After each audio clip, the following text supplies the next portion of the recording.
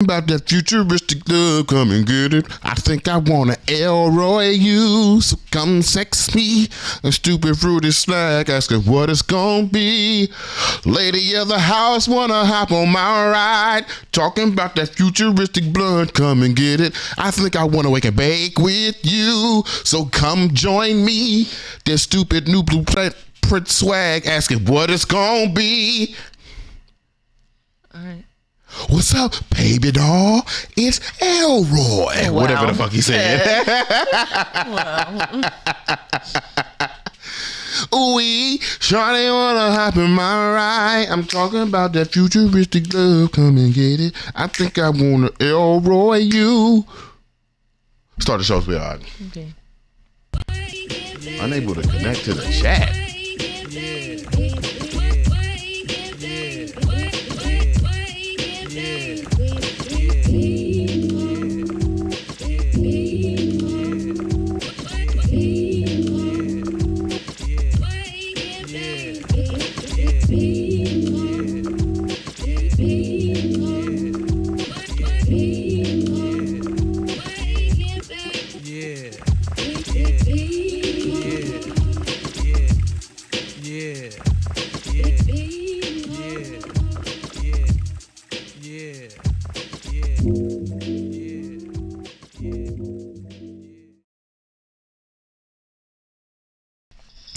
Good morning, good morning, good morning, good morning, good morning, and good morning, and welcome back to another episode of Wake and Bake with BeMo. Shababa. I am your culture analyst, culture correspondent, culture maker, culture king, Bryant BeMo Brown. Remember, the folks remind me to BeMo. Before we get another step further, I want to say good morning to the screen print of my t-shirt, okay? The distilled water to my humidifier. All right, we'll say good morning to the lady of the house. Good morning, lady of the house. Good morning, sweetheart. How you feel? Okay. How you feel? I'm all right, you know what I mean? I thought I was having a revelation in the middle of the night, but I still got to think about this revelation, Samo. Yeah, you didn't tell me. I didn't. It was like 4 a.m. I've had a revelation. And then I went back to bed. As always, we want to give a shout out to the Washington Informer Bridge, WIBridgeDC.com, or at WIBridgeDC on all social media platforms. Right now, I believe Lafayette, the president of the paper, is at the New York Fashion Week getting his fashion on, because this is a fashion ass nigga. Mm-hmm. You know what I mean? I saw in the story the other day, he made his own white t-shirt. What? Not like he screen printed onto the t-shirt. No, this nigga made his own white t-shirt. Wow. From the rooter to the tutor. You feel me? Yeah, because he made it from, this nigga went and picked the cotton. I don't know how true that is. Did he get the cotton? I don't know if he grew the cotton himself, but you know, I'm still impressed. But yeah, definitely go check out Washington Informer, WIBridgeDC on all social media platforms, so you can get abreast of what's going on in the city, around the city, through blackness, around blackness, the same way you could do here. Okay. I also have to remind you, please subscribe to the new Blueprint newsletter. Okay, new Blueprint newsletter. The Lady of the House is putting up the address on the lower third right now. Spend your $5 a month just on the machinations of an exiled revolutionary like myself. There we are creating strategy that we believe will be the cultural nuance, the cultural difference between the encaptured, benighted mind and the liberated, enlightened mind. So we appreciate y'all for going over to the new Blueprint newsletter. Definitely checking that out. We got some new newsletters coming up very, very, very soon.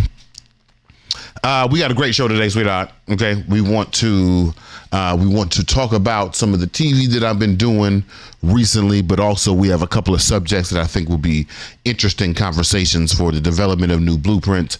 I've been trying to not talk about his punk ass, but we're gonna talk about Noah Lyles' punk ass today. Oh my God.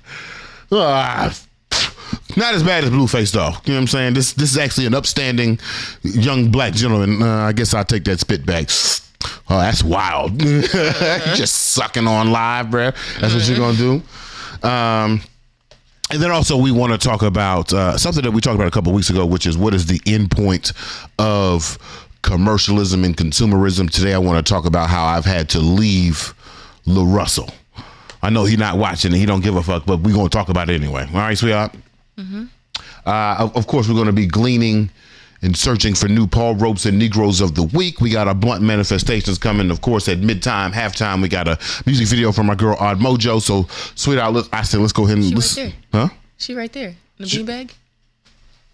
Oh, it is Odd Mojo. I don't know. Hey Mojo, I don't know if the people. I gotta put my elbow down. Can the people see Mojo? Can they see it now? Mojo is definitely behind us. She is with us, and she'll also be with us on the show today. To my folks over on Instagram, please come on over to YouTube, see the full face situation, so you can see what my homegirl call it, my happy dolphin face. Yeah. Sonny, the seal ass nigga over here, sweetheart. Where should we start? What do you think? Oh, Natalie says morning. Good morning, Natalie. Hey, Natalie. How you doing? Can you text the king for us? You gonna ask about the king every I'm gonna talk about the king all the damn time, man. My goodness. I don't even know the king name. I don't know the name of the village. I don't know the name of the people. I barely know the name of the country. Okay, Natalie, help me out. Help me. It's early. Huh? She said it's early. I guess in the day. In the village? Or maybe, today? Maybe in the Maybe village, both. Yeah. What time the king get up, you think? You think you're an early riser, or you think he sleep all day type of nigga? That's what a you good think? question, because like as the king, you can do both. You could be the early morning king. You could do the, you know what I'm saying, the early morning shows, the morning drive, daytime television. You know what I'm saying? You could be the king of all that shit, or you could wake up after the Price is Right, then you could be the king of the night. You know what I mean? You're the king of the night, bruh. Shit, we in the club till 4 in the morning. Well, what? Shit, I know niggas who be in the club till 4 o'clock in the morning. They seem like they're having a great time. Huh? Well, the nigga who did the artwork for this for the show, Dante, this nigga be in the club till 4 in the morning, man. I was up at 4 o'clock this morning. This nigga was leaving the club last night. It's Tuesday, sir. But that nigga is having a great time. Let me tell you something. The times he is having. Oh, okay.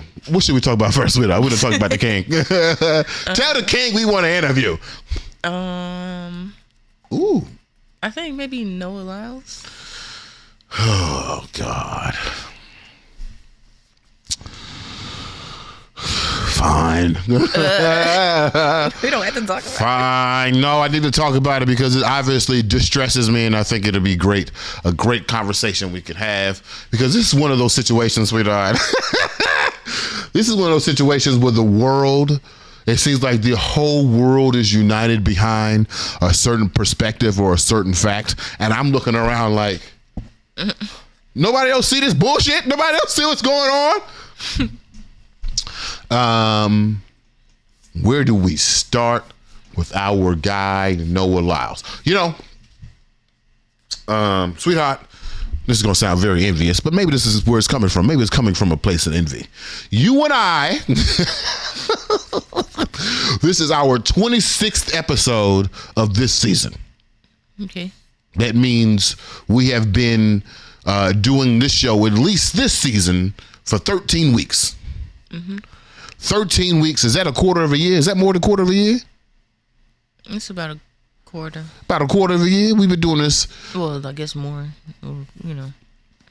A touch more, if you will. We've been doing this for 13 weeks, 26 episodes.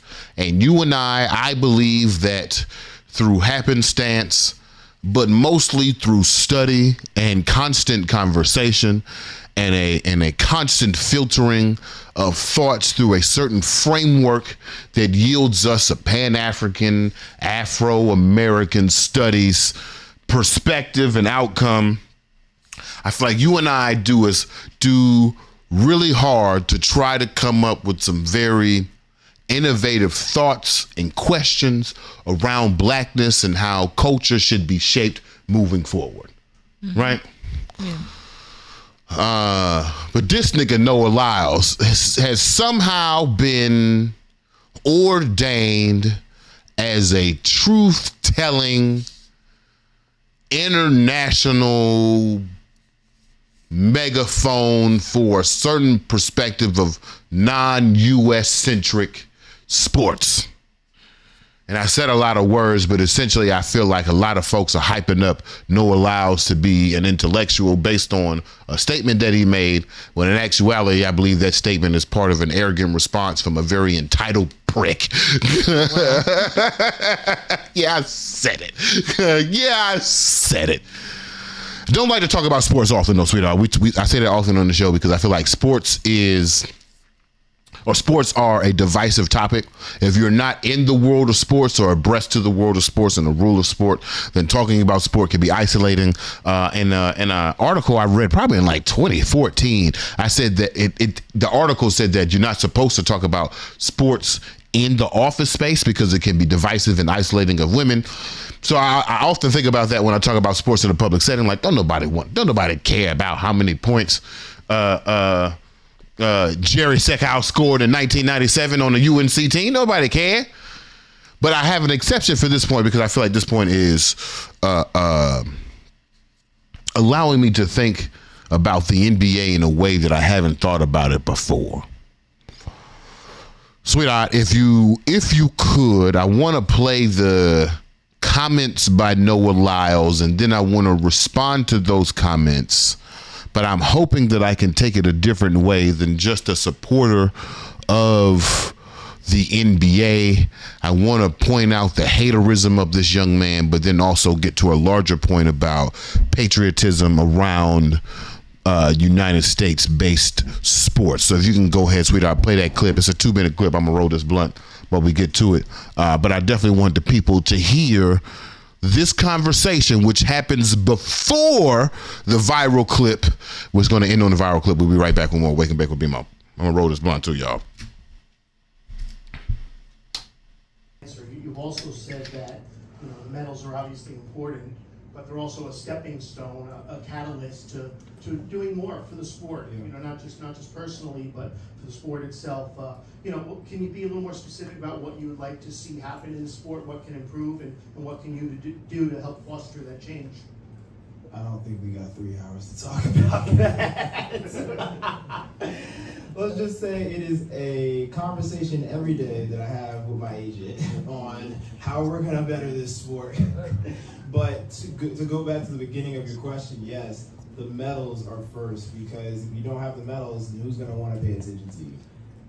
And then after you get the medals, then you get the times, and then more and more people gain interest, and now you start being able to go after into different directions. Of course, you can go into the nails, you can go into hair, you can go into fashion, you can go into music, you can start collaborating with other people, you can start getting, meeting bigger and bigger athletes, and then from athletes you go to artists, and from artists you just go to the world, and now you have connections, and everybody's just like, oh wow, he knows him or her, and they all are connected. It's just like, you want to keep up with everybody, and just being in that crowd just boosts the whole idea, because right now the bar is low. It's low. I mean, it's low. We come on, guys. As I look around this World Championships, I don't see Bo, I don't see Asaka, I don't even see Johan. He's still running. Where are all these great champions as we look at them and we're walking through the tunnel at all these previous world champions? Why are they not here? Why are we not inviting top level athletes to come watch a world championship? The thing that hurts me the most is that I have to watch the NBA finals and they have world champion on their head. World champion of what?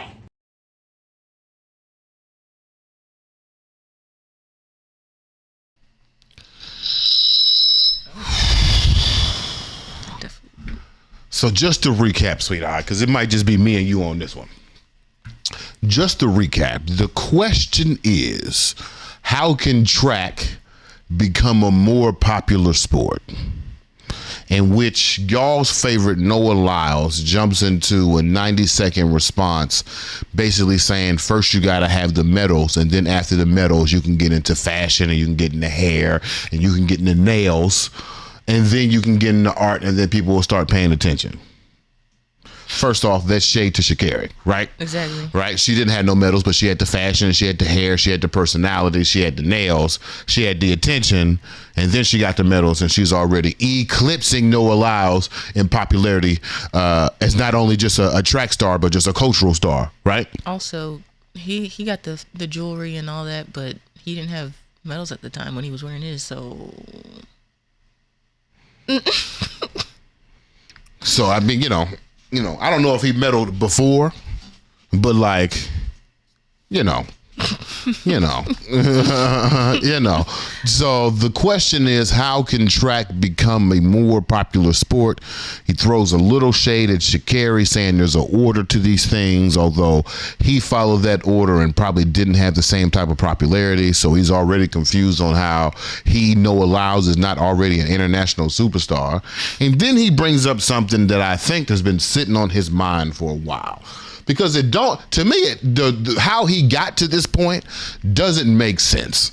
I don't see the sequitur here.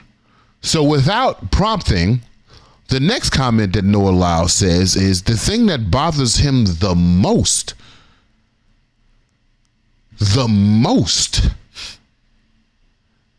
is that NBA players have world champion on their head when they are in fact not the world champion. They are the champion of the National Basketball Association within the United States. Now, the rest of the world has latched on to this statement and said, you know what? He's right. NBA players are not world champions. And to which my response was, who even said that? Like, what formal title was given to the National Basketball Association's championship that indicated that the NBA players and that league was the best league in the world? Last time I checked, the name of the National Basketball Association championship was the Larry O'Brien NBA Championship. NBA stands for National Basketball Association. Larry O'Brien National Basketball Association champion. Where the fuck is world in that statement? Don't worry, I'm gonna get to my attitude here in a second. Let me just break down the logic for a second, right? I'm gonna get to the attitude. Because BeMo, why you got such an attitude about it? I do have a big ass attitude about it. So again, the question was, what can you do, Noah Lyles, or what can the sport do, track and field, to be a more popular sport? And Noah Lyles had a two-part answer. One part, don't be like Sha'Carri Richardson. Second part, I'm jealous of NBA players because they're considered world champions. Although nobody calls them world champions in a formal level, just informal titles. But I'm going to take this moment on the podium to talk about how U.S. sports are not world sports. Sports world erupts. All my favorite people, Bomani Jones, Shannon Sharp, what's that boy name? Mark Lamont Hill, Torrey. Everybody's on the side of Noah Lyles. Like, yeah, U.S. sports is not world sports. We know this. We know this. Noah Lyles goes on to say in that statement that in order for there to be competition, for the United States to figure out if they are the best in the world, they must compete against the rest of the world. Isn't that what they do in the Isn't that what they do? So there has been a conversation in the sports world about whether the NBA, who houses the best players in the world, actually is the best league, and whoever wins that championship could be considered the champion of the world, versus what just happened in the FIBA Cup. The United States did not medal in the FIBA Cup, and now all the NBA players who are coming out. And I just want to say about the FIBA Cup real quick. The United States did not win the FIBA Cup, but I dare you to name a player that was on the FIBA Cup team. Because if the world is gloating that they are better at us at basketball because they beat Anthony Edwards and Austin Reeves, I have to ask the lady of the house. Lady of the house, do you know Anthony Edwards or Austin Reeves? No. Exactly. Exactly. Do you know who else is on that damn team? Do you know them boys who play for the Nets? Other than Kyrie. Right. And Kyrie don't even play for the Nets no more. This is what I'm saying. So if the lady of the house who knows all the great players, name three great players in the NBA right now, sweetheart. Just name three. Let's see. Why I got Jerry Stackhouse in my head? Because I just talked about Jerry Stackhouse. Does Victor Wembanyama count? Victor is one. I like Giannis. Giannis is two. Is Damian Lillard still playing? Damian Lillard. The lady of the house named three players. Interesting, you named two international players. That's interesting. We'll get to that. But notice that Dame Lillard is not on the team. No. I'm not going there, BeMo. We're not going there. That's not the point. We're not talking about sports. I'm just surprised that the generation who knew how to hollerate in the hatery cannot recognize this obvious hateration in front of us. And he even had a Freudian slip. He said he was bitter. Yeah, he bitter.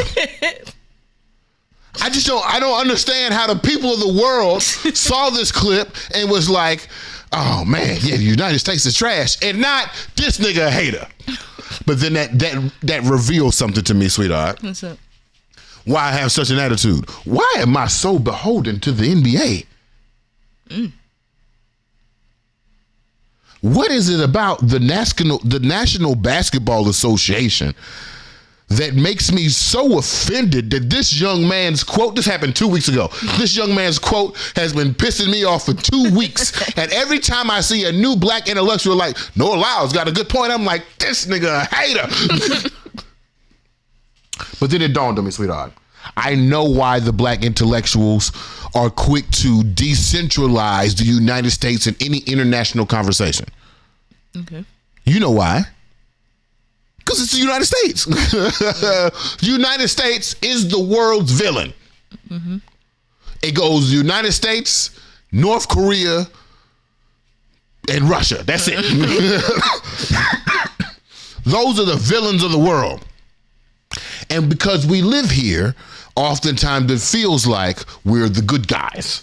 When in actuality, I feel like the rest of the world is laughing at us or cowering at us in some type of colonizing fear.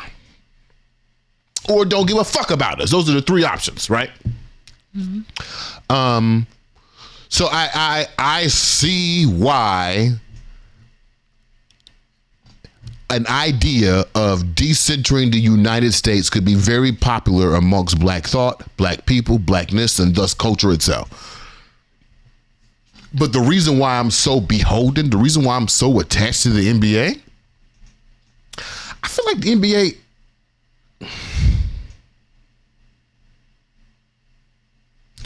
I feel like the NBA is the United States' best cultural export. Interesting. And that cultural export is black. Not majority black, not inspired by black, may not even have been founded by black, but the NBA is a black cultural asset. Yeah. I can't think of, and someone correct me if I'm wrong, I can't think of another institution that has given more commercial success to black men than any other institution in the history of the world. And I know it is incredibly rare and difficult to get into the NBA. But I can't think of another institution that has created more commerce amongst black men than the NBA. I can't think of another cultural institution that is more influenced, other than hip hop, by blackness. It go hip hop, NBA. And so when I hear an attack on the NBA, I hear an attack on blackness. And ironically, this is one of the rare places where blackness and patriotism actually go hand in hand. If there are things that black folks can be patriotic about, it is basketball. Because our heroes are American-born basketball players who grew up in situations like we did to overcome and thus become masters of their craft. Mm-hmm. That has been the prize of the American dream, the black American dream, for as long as I can think of, for as long as the intellectual black American dream might have been alive. But then we intersect with that. It's that black and American thing. It's that thing that seems like it shouldn't, oil and water, it shouldn't mix. There should be no black thing and American thing that agree upon each other and create a patriotic mindset. There should be nothing. Except arguably there are two things. Hip hop started in the park of what? New York City. New York City is where? In America. You get crossed over in the park of where? The park is at Rutgers. Rutgers where? In New York. New York is where? In America. So having this conversation and seeing this Noah Lyles and seeing my black intellectual counterparts and the black intellectuals that I look up to join on to this anti-American sentiment about the NBA, I feel personally attacked because I have a personal relationship to the NBA.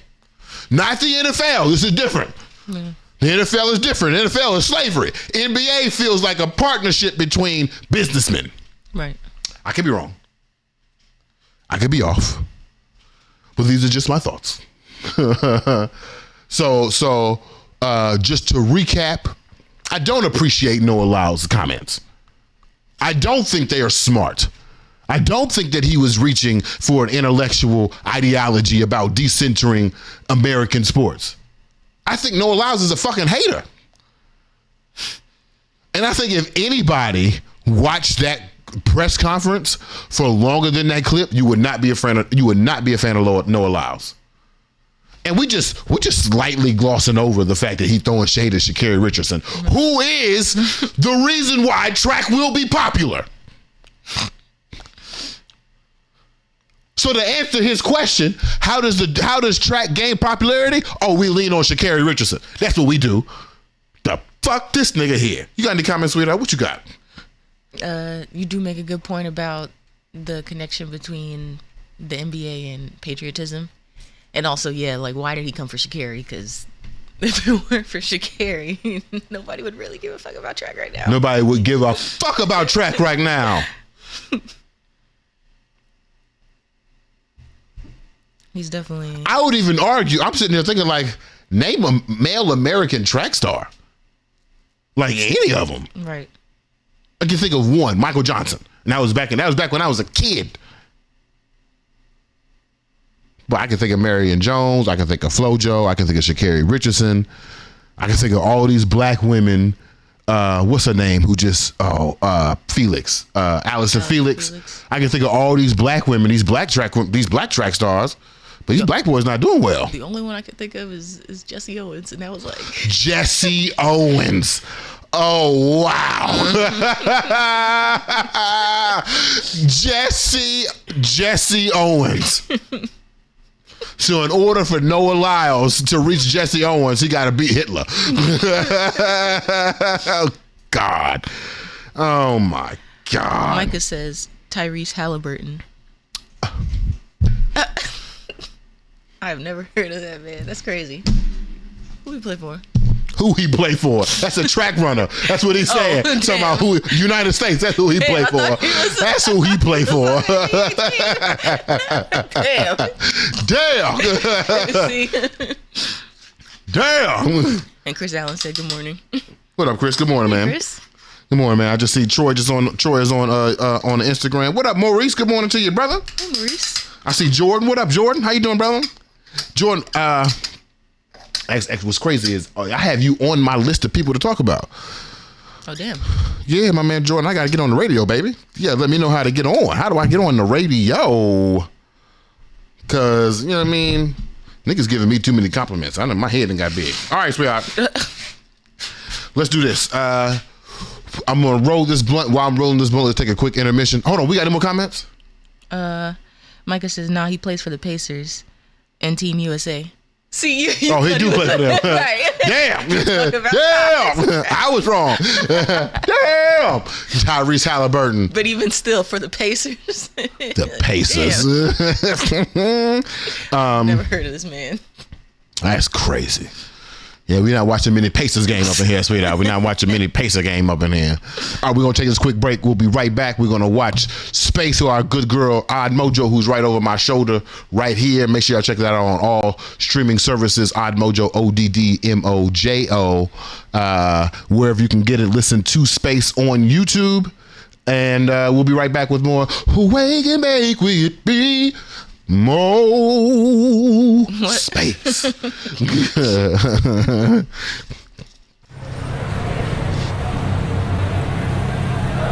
Hey, yo, bro. Yeah, wake up.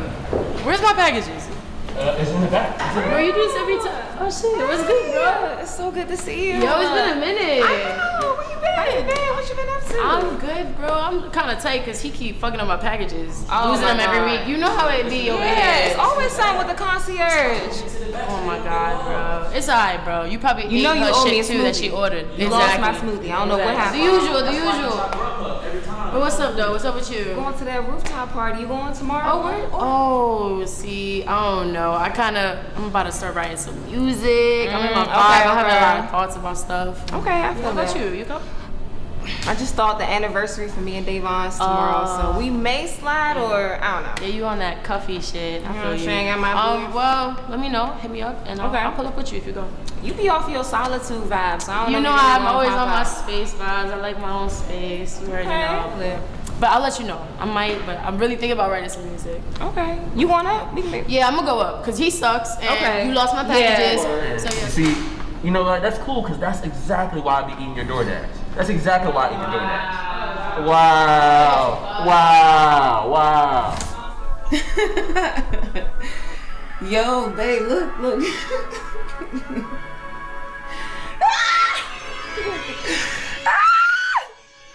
Yo, do you see this? TikTok is so wild. Like, yo, wait, where you going, babe? Babe, where you going? Ayy, yo, I need some space right now. I need some space. Yeah, I need some space right now. I need some space. Yo, I need some space right now. I need some space. Whoa, hey, yeah. I need some space right now. 6 feet away, get your own J, nigga. I'm smoking on a personal, ayy, oh, and this is personal, whoa. Be careful of the energy you project. Sign telling me you don't really care. Living life on the edge, nah, I don't want that near. Yo, they say a lot of things, but they don't really mean it. Hey, whoa, I can tell that you're fiending, whoa, for my company. You wanna be all over me, manipulate, project. Nah, I gotta protect my space. Hey, whoa, hey, I need some space right now. I need some space. Yeah, I need some space right now. I need some space. Whoa, 6 feet away, get your own J. I'm smoking on the personal. Hey, and this is personal. I'm going on a trip. Need some space like Capricorn is. So please respect this. It don't got nothing to do with ya. I'm finding my bliss. Setting boundaries you cannot bound. I need some space right now.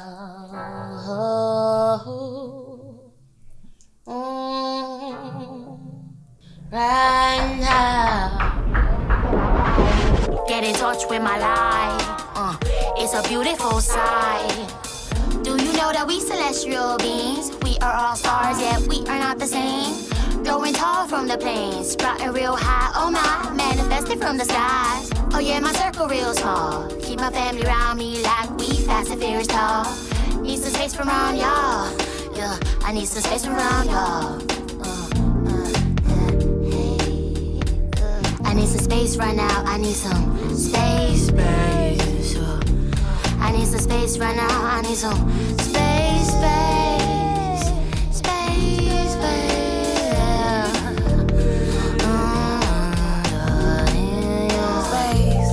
Space. I need my space. Oh, space. Yo, I need my space. Whoa, I need my space right now. I need my space.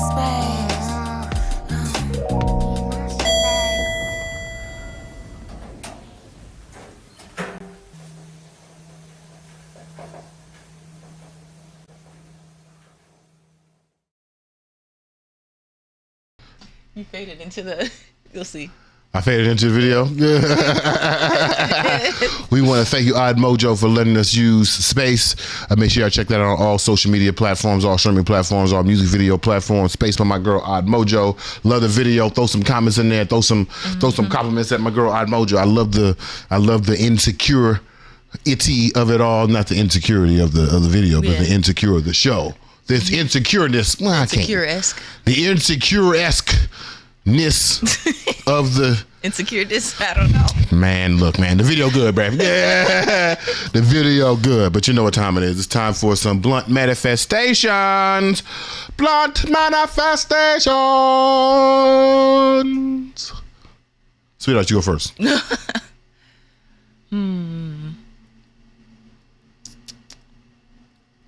I think on Thursday we talked about financial promptness. Getting the fuck up out of here. I'm gonna say the ability to connect with others, like family members, friends, be able to travel, spend time with people, and also praying for safety. Or manifesting safety. Manifesting safety. Yeah, there's and connection and travel. What's up? A crazy ass hurricane that's in the Atlantic Ocean right now, and they say it might be like a Category 7 or some shit, but like it's coming up like our way. So Category 7. Yeah. I was in Katrina. Yeah, it only goes up to 5. Yeah, I know. Right. I was there for the 5. Right. It was a wild night, baby. It was a wild night, man. And I'm not even close to the coast. I think by the time I got to Greenwood, it was like a Category 4. That joint was crazy. I ain't never seen some shit like that before, man. Just trees floating in the air. That's how windy it was. Just motherfucking, and not floating like branches in there. And I meant like trees, my nigga. From the roots, like. Yeah. Trees floating, dancing in the air. See, what do we manifest? I still need that financial promptness, okay? You feel me? Right.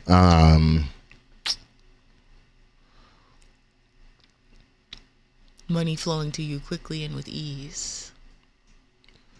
I would like to manifest a little courage. Okay. That's a good one.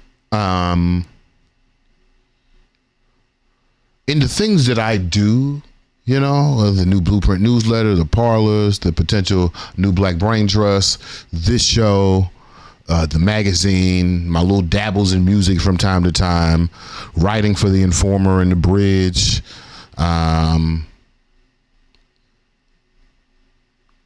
Sometimes I get scared. Okay. And that fear freezes me. And I find myself, like right now, I have 3 articles written for the newsletter. And I also have like 4 clips that are just sitting on my phone and sitting on assets because I can't even fully put to words why I'm afraid to release them, but there is a real fear here. So I like to manifest a little courage. I mean, a little courage, a little strength, courage, and wisdom. Is that the song? Yeah, I like to manifest a little courage, and I'm gonna do that while lighting this blunt. Is it analysis paralysis? Is it analysis paralysis?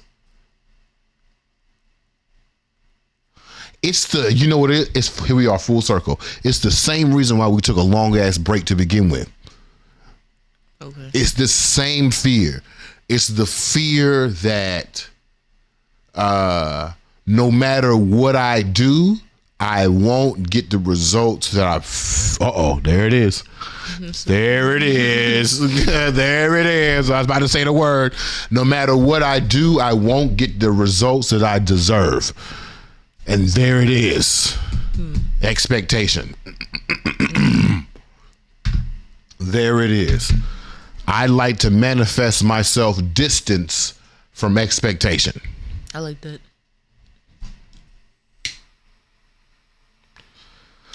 Wake and Bake with B1 Nights. I need them blunt manifestations, okay? What are y'all manifesting? Because these motherfuckers is working. These motherfuckers is working, although the lady of the house made a little Freudian slip that maybe we just praying. But either way, it's working. All right, sweetheart, we got one more topic we got to get to today. And I have 100% forgot what it is. Can you help me out? LaRussell. Oh, Chris Allen said amen. Oh Lord. Oh, don't do that. Natalie said, okay, India, I'll read them for you, BeMo. The what? Okay, India, I'll read them for you, BeMo. Read them. India. I don't know, I'm lost. Can I go to India? I don't know. You know where I'm trying to go. Fiji. A nigga trying to get to Fiji. I don't know how we get there. I don't know how much. I don't even. Is Fiji in Indonesia? It's an island. It's like near, but it's not in it. And then Natalie said hashtag same manifestation. Distance from expectation, so we can continue on with the mission, baby. We got things to. What happened? I just blacked out for a second. We got things to do. All right. LaRussell.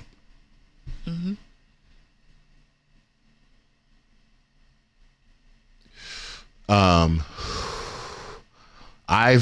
sorry. My man Nico, Neek Neal, make sure y'all follow him at Neek Neal on all social media platforms. My man Nico sent me LaRussell a while ago, and he said, I'm very surprised that you're not already a fan of LaRussell.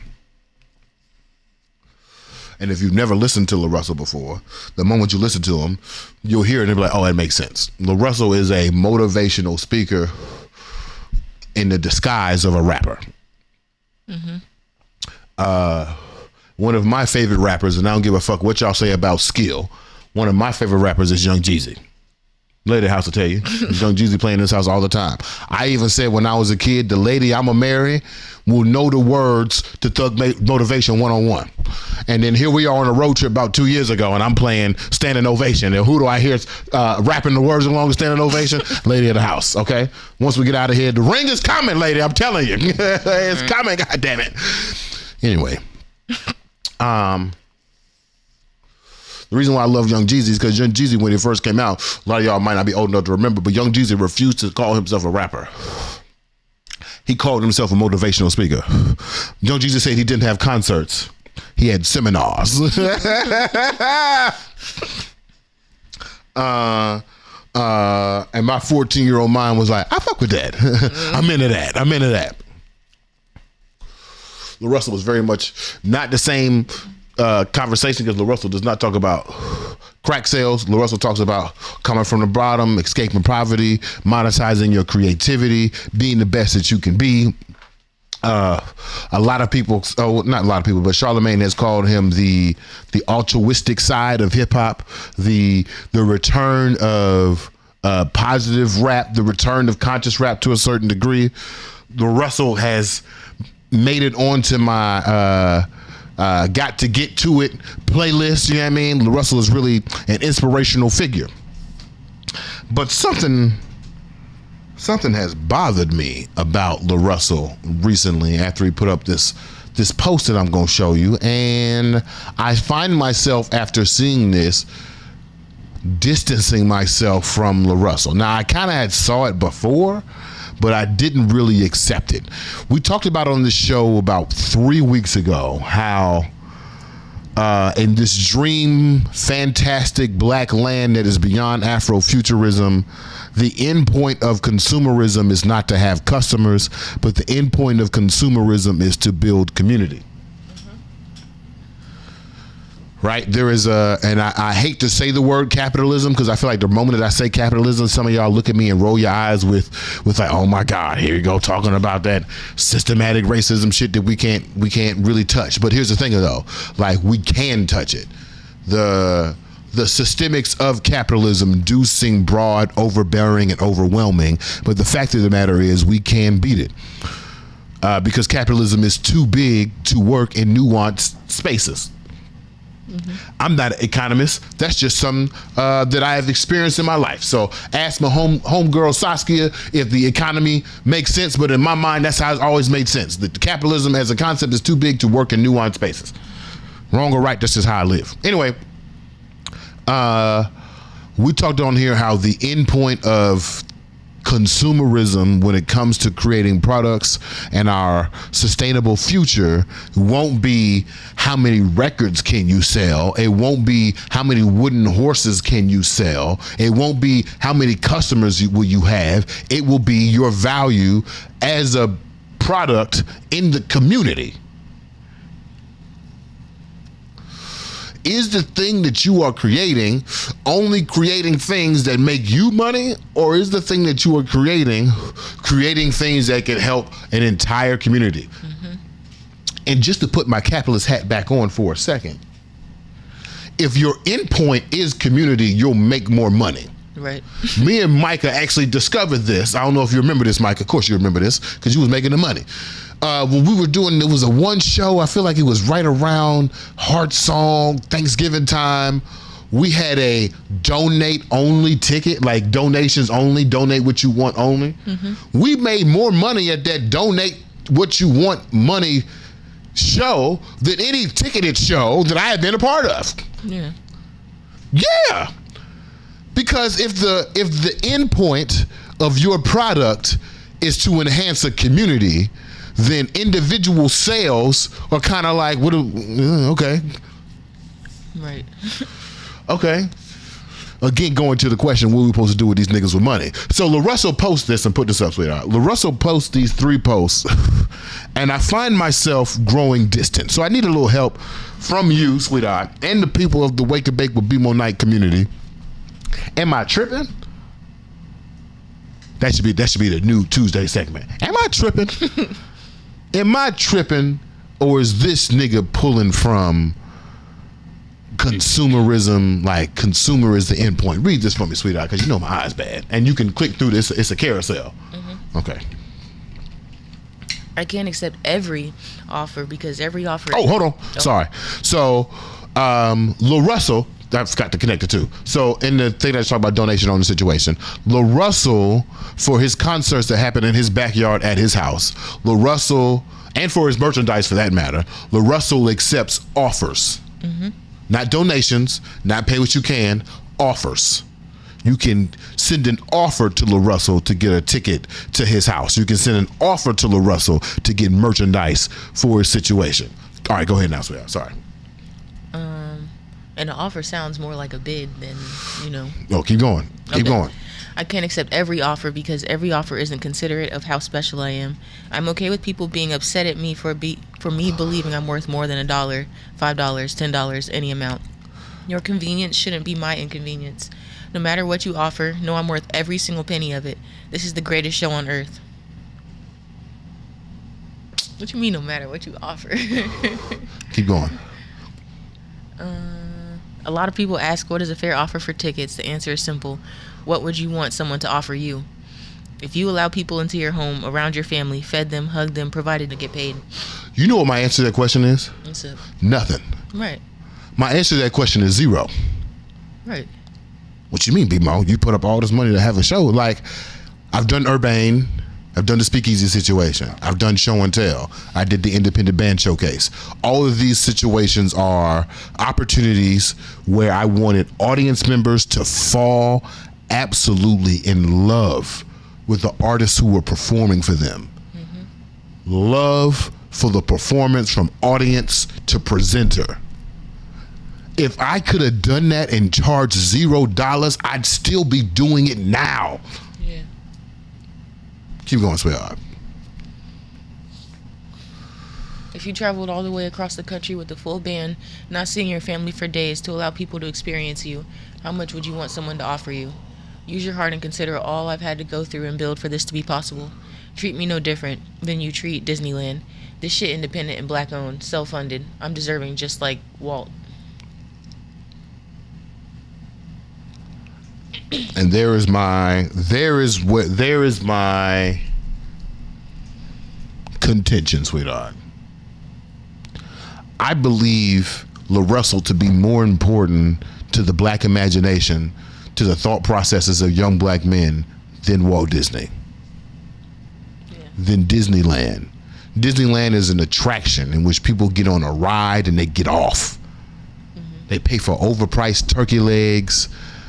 They stand in queues that are longer than anything they've standed in their life to provide a curated version of an imagination that they think they have bought into. LaRussell to me is way more important than that. So to treat him as an attraction when in actuality he is a cultural asset bothers me. And maybe I'm tripping. No, that makes sense. You know what I mean? Maybe I'm a little off. Maybe I'm a little sensitive, but I feel like this is the wrong way. And we don't even talk about right or wrong on this show because we feel like the spectrum of correctness is way bigger than the poles of right or wrong. And we also don't believe that there's a binary because we know that understanding life in a binary is understanding life under whiteness. But like, I feel like that's not the right way to go because the end point of black creativity, in my opinion, should be the creation or the additive to community. Or the seventh question of Africana studies. But how does it free us? This is cute and everything, but how does it free us? If we break it down, if you don't believe in Sonia Sanchez, if we break it down into art theory, the thought process is that art is created out of form and function, and only individuals who are still marginalized and oppressed cannot separate the two of form and function, which is why hip-hop is not only a great music form, but is also an outlet, right? Which is why you exist, LaRussell. You are not just the form of education. You're not education. You are not just a form of hip hop. You are not just a form of entertainment. You are not just a form of attraction. You are also the function of inspiration, the function of joy, the function of expression. And you asking me to treat you less than what you are makes me feel like maybe you confused about your purpose. And maybe I have given you more purpose than you have given yourself. And maybe I need to free myself from that expectation. Go back to the first slide real quick. Because I just talked very flowery in a ideological situation. I want to talk very practically. LaRussell's problems could be fixed with one thing. Give me a motherfucking ticket price. Right. Or give me a range, nigga. Right. Because let me tell you something right now, sweetheart. You remember when I ain't have shit? Yeah. I mean, nothing. And the things we were doing to eat every day were the most desperate things that you have seen on this planet. Minus the sweatshops and slavery. But damn close. Damn close. And I say that with all empathy for the people who are in those situations. I was close to you, nigga. I'm saying. At that time, getting $5 would have taken me all day. Yeah. And I would have done redundant activities that would have humiliated me, that would have demeaned my intelligence, that would have deemed me as a useless individual on this American capitalistic system. Like getting $5 would have been the hardest thing I could. Getting $5 would have meant, and spending on a concert would have meant I couldn't eat that day. Right. And you wondering, damn, BeMo, how you eat on $5 a day? Baby, you can make it work. I was there. If I had taken that, here goes, sweetheart. That $5 from 5 years ago, and the $5 I could give you now are two different $5. And if a young man approached me with the $5 that I had 5 years ago versus the $5 I had now, I want that young man's $5 from 5 years ago. As a matter of fact, when he give me the $5, I'm gonna take it and I'm gonna give him back 10. Because that should be the purpose. That should be the function of your art, right? To motivate, to push, to pull. I don't know. Maybe I'm tripping. You know what I'm saying? Maybe I'm tripping. I thought, maybe, you know what I'm saying? I don't know. I asked you, sweetheart, and I asked the Wake and Bake will be nice. Am I tripping? I don't think so. Because, I feel like the goal should be to build community, like you said, and all that's doing is alienating people. No, you can take LaRussell down now. What do the people say? We got any comments? No. Well, not on that. Oh, okay. I want to know. I want to know from people if I'm tripping or no. Like, I understand, niggas got bills, niggas got to eat, but like, yeah, you're also talking about you're opening your home to people, feeding them, hugging them. Mm-hmm. That sounds like having a village, creating community. Why are you over here saying, oh, I'm not going to accept you because your best offer is not good enough for me? Because he has standards for himself. Remember he said that. I have people get upset with me. Why should your inconvenience be my inconvenience? I thought because maybe we was a community, but I guess not. I am a consumer, and I don't like feeling like a consumer. You know what I mean? Right. Yeah. The only time I want to feel like a consumer is at Nordstrom's. You know what I mean? And I don't feel like LaRussell is Nordstrom's. That's all. We got any other comments before we get to the burning question? Because I hear the construction folks. For the Roach. Drew said, good morning. Good morning, Drew. What's up, man? Hey, good morning. Natalie said, her manifestation was strength, courage, and wisdom. And then India was referring to India Ari. Oh, yeah, of course. Okay. That's who that is. Strength, courage, and wisdom. Love India Ari. Love her to death. That's all the comments? Mm-hmm. All right, you know what time it is then, sweetheart? Maurice said the Panthers charged to give power to the people. They charged?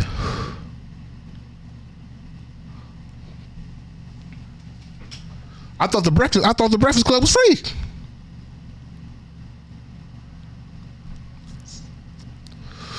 Did they charge or did they have dues, nigga? Is a difference. He said nothing. Oh, they charged nothing. Charged nothing. Okay. That's what I thought. Yeah, that's what I say. It shouldn't cost you nothing. I don't know. Did it cost you something to get into the NAACP? I feel like it shouldn't. I was trying to join our chapter, in Tampa back in the day. I don't think there were dues, but and which is the difference between dues and fees. True. Because see, I've been a part of a couple of organizations. If there's dues, you can literally watch your dues filter through the organization, through the minutes and the accountability and the transparency of the finances. Like, you pay $100, you can know your $100 paid for them fruit snacks at the after school program. You can see it. Yeah. Hey, BeMo, here go your $10 right here. Here go your $20 over here. We use $40 for the preacher. You know what I'm saying? Had the guest preacher come in. I'm like, okay, cool. And Micah says, not tripping, paying for your experience is fine, but don't advertise community as a mask for consumerism. Exactly. Very true. And that ties into my burning question, actually. What's the burning question? For the Roach. With that in mind, what are we supposed to do with these niggas with money? Because, like, it doesn't seem like he's putting it back into the people who are, who pouring into him, so. Or is he? I mean, I don't know. He's not doing the Nipsey thing.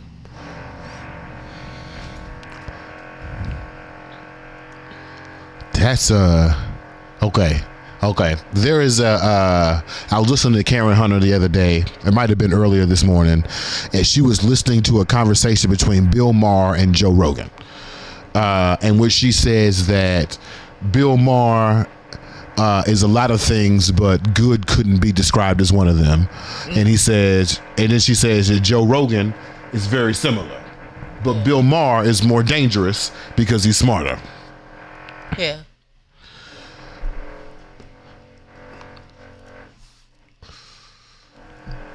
I don't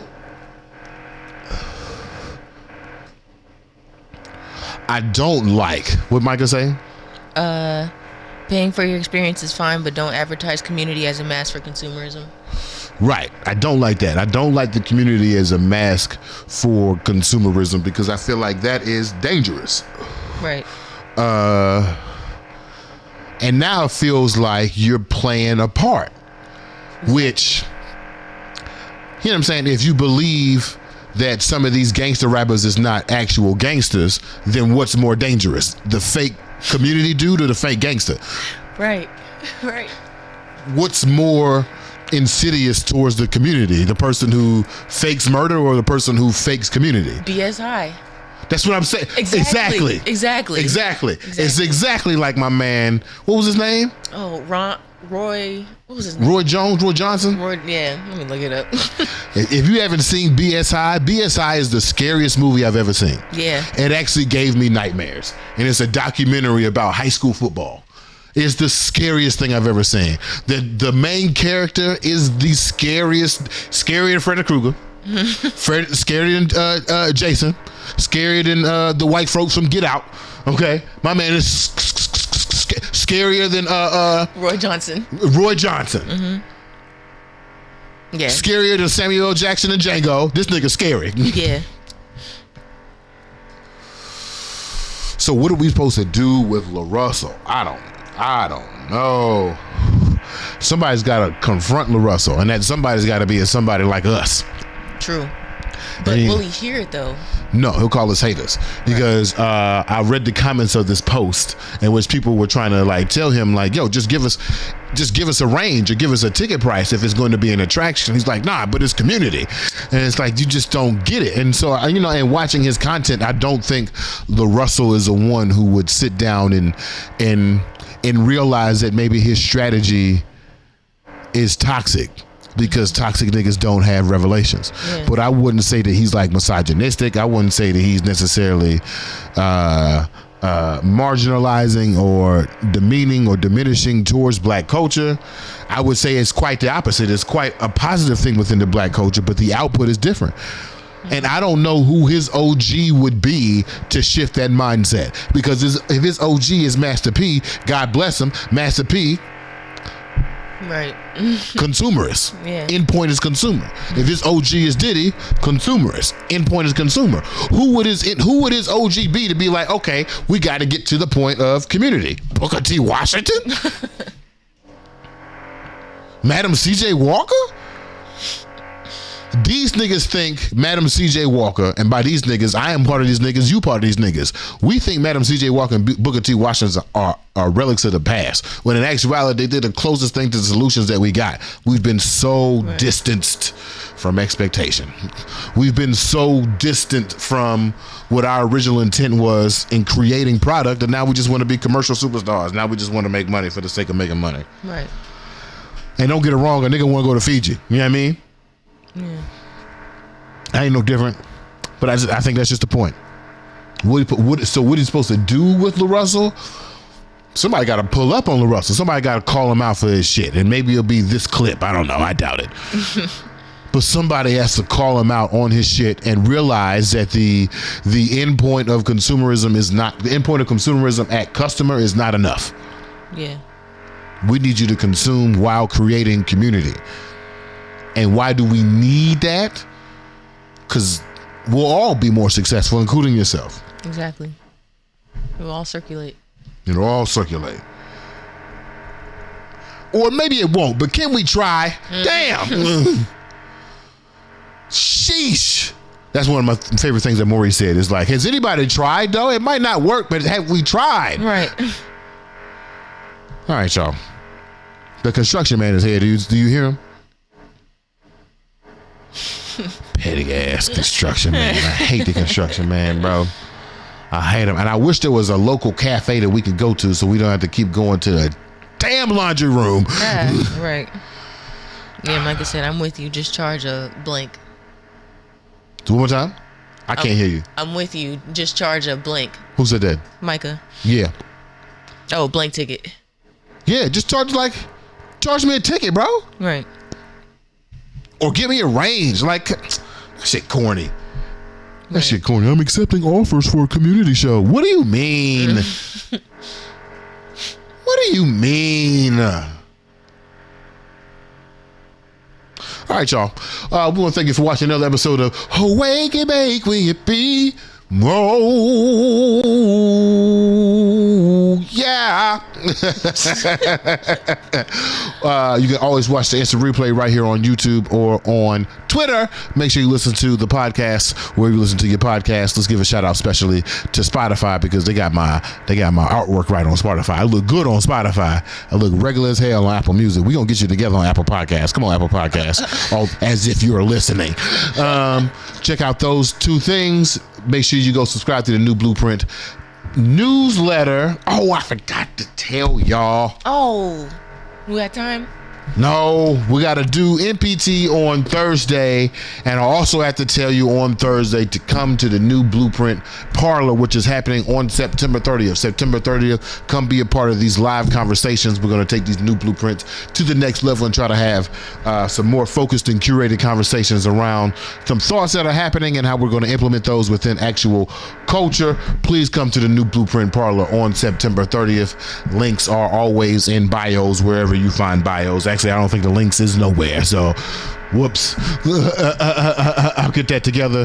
Thank y'all for watching. Here's Black Boy Joy. We'll see y'all on Thursday. Good morning.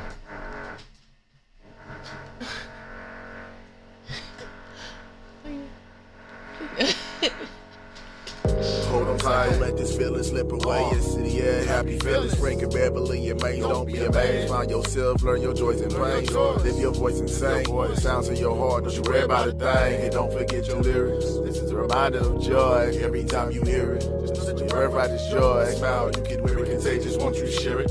Let love loose, don't fear it. Just that black boy joy. Black boy joy up on your brain. Let this black boy joy give you some game. Black boy joy get up again. And black boy joy through all the pain. And black boy joy say it again. One more time, get this black boy joy up on your brain. Let this black boy joy give you some game. Black boy joy get up again. And black boy joy through all the pain. And black boy joy say it again. Where I was raised, black boys was being destroyed. I grew up a black boy, they had stole my joy. Nobody put on my neck, so I do it for Floyd. Do it for Tamir Rice and for the underemployed. For the ones that gave back, communicated, deployed. I wanna give you a rope so that you can aboard. I wanna give you a hope so that you can avoid having to be a black man without no black boy joy. So get this black boy joy up on your brain. Let this black boy joy give you some game. Black boy joy get up again. And black boy joy through all the pain. And black boy joy say it again. One more time, get this black boy joy up on your brain. Let this black boy joy give you some game. Black boy joy get up again. And black boy joy through all the pain. And black boy joy say it again. For us, it's easier to go to jail than to go to college. Rather us be entertainers than be getting knowledge. They funded our own genocide. The word is power. Killing niggas in every song. I think it's coward. Easier to act tough when you in doubt because the world incriminates us. Cause we in doubt. Are we afraid of our own kind? And it's really wild. I think they got us backwards, but I figured out it's easier to fit in than it is to stand out. So I'm black boy joy when I'm cruising around. And I'm black boy joy fresh hitting the town. And I'm black boy joy dancing cleaning the house. And I'm black boy joy when I go for a hike. Been black boy joy since I was riding a bike. My son black boy joy and that's crazy to me. I was miserable growing up, I really hated it, G. But the world is much bigger than I was able to see. So get this black boy joy up on your brain. This black boy joy give you some game. Black boy joy get up again. And black boy joy through all the pain. And black boy joy say it again. One more time, get this black boy joy up on your brain. This black boy joy give you some game. Black boy joy get up again. And black boy joy through all the pain. And black boy joy say it again. Smile.